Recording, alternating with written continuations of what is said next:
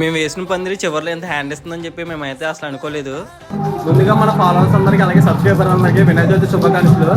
అందరూ పండుగ అయితే చాలా సంతోషంగా జరుపుకోండి. ఇంకా వీడియోలోకి వస్తే 2 days బ్యాక్ అయితే చాలా కష్టపడి అయితే సామాన్లు అయితే తెచ్చేసుకున్నాము.